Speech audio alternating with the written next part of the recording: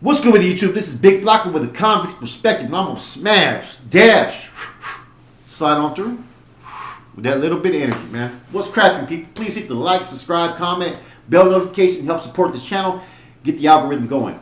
Today I got this trippy ass story, man. It has to do with a Texas MA, the Mexican MA. Man, stay tuned for this article. It gets fucking interesting, man. Only shit like this happens in fucking Texas, Arizona, New Mexico. I swear to God, man. They got some of the craziest stories I've ever seen. So bear in mind, I'm going to go through this, then we'll discuss it. Okay. Ordered hit. The double life and murder of Officer Julian Pesina. Texas crime stories. Balcony Heights police officer with ties to Texas Mexican Mafia killed in San Antonio tattoo shop. This is from a podcast, I believe, man. Believe it or not. The hit. A little after 10 p.m. on May 4th, 2014, outside of the notorious ink tattoo and piercing shop in Balcones Heights, Julian Pesina was supposed to be meeting with Jerry Spooks Hidalgo. Both men were members of the gang known as Texas Mexican Mafia. The meetup was intended to be Pesina paying the weekly tax or dime he owed to the Texas Mexican Mafia for selling drugs. Instead, it turned into an execution-style murder when two armed men with a shotgun and a pistol showed up in a white car and opened fire on him. But this wasn't your typical gang-related shooting. Shielding his iconic gang tattoos was a Balcones Heights police uniform. Pesina was living two very separate lives that collided and led to his death. According to federal court records, Pesina claimed to be a Texas Mexican Mafia member who had not reported to the gang in 6 years. A $6,000 fine he owed was levied as long as he started reporting to the gang leadership, Jerry Hidalgo and Ruben Reyes, and selling drugs to members. During one of those drug deals, Pesina was outed as being a cop. That's when Hidalgo and Reyes started investigating Pesina's day job, and a hit was ultimately placed on him. What Pesina didn't know, his fellow officers were also looking into his ties to the Texas Mexican Mafia. Documents obtained by KSAT investigates show that an officer named Kenneth Ortiz brought up concerns over Pesina with then Balcony Heights Police Chief Henry Dominguez.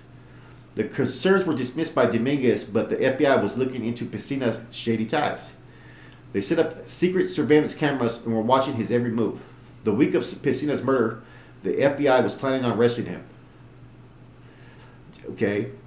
Ultimately, 4 men were arrested for Pesina's death.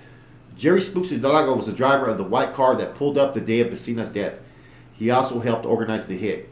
Hidalgo had fled San Antonio and was arrested in Toledo, Ohio when he was caught. He agreed to testify against Cadrona and Santibans.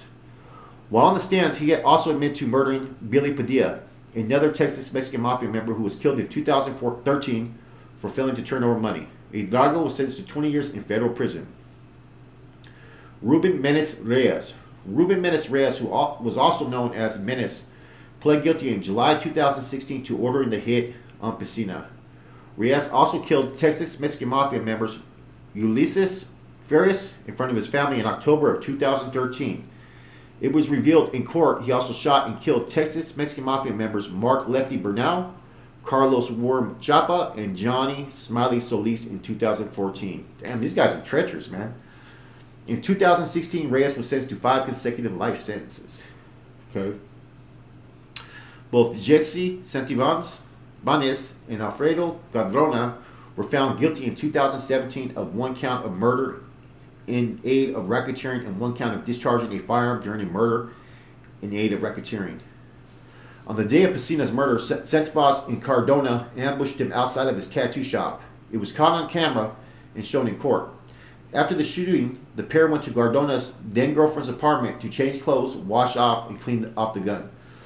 Court records show that they studied Pesina's routine and dug a hole to bury him in.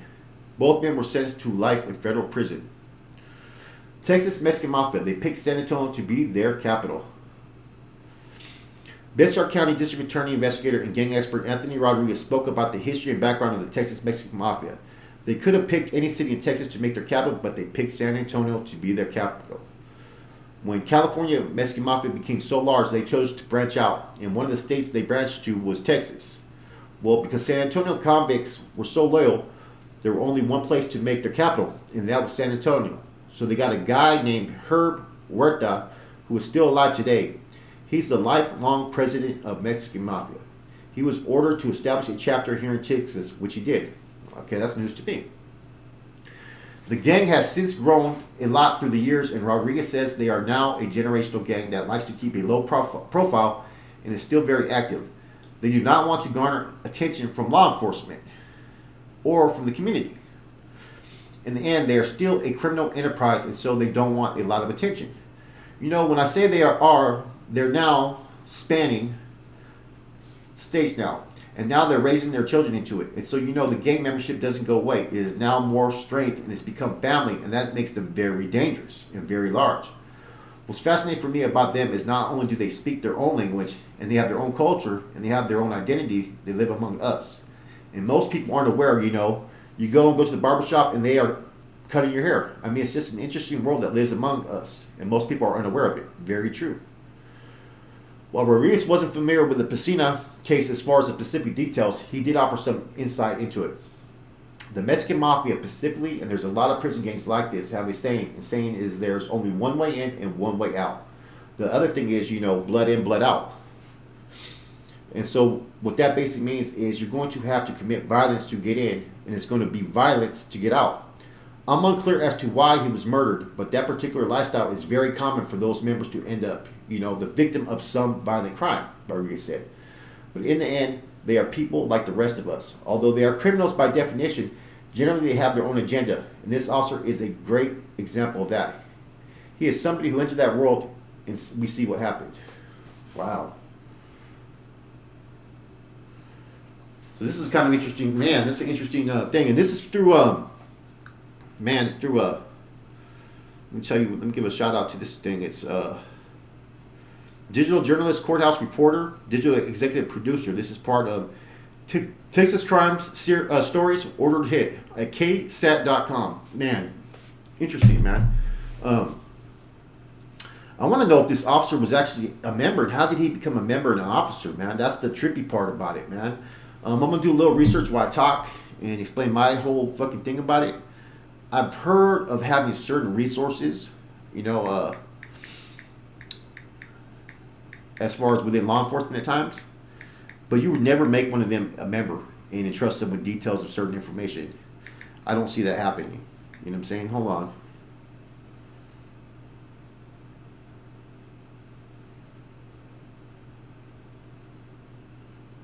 He was a drug dealing cop. So, yeah, he wasn't no innocent bystander, they're saying.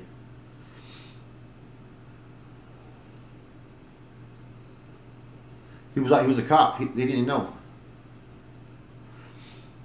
So I wonder if this whole plan was orchestrated by like the FBI or something even bigger, and they just fucking threw him under the bus.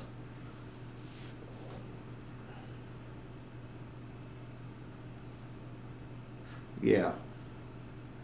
Yeah, so it doesn't really...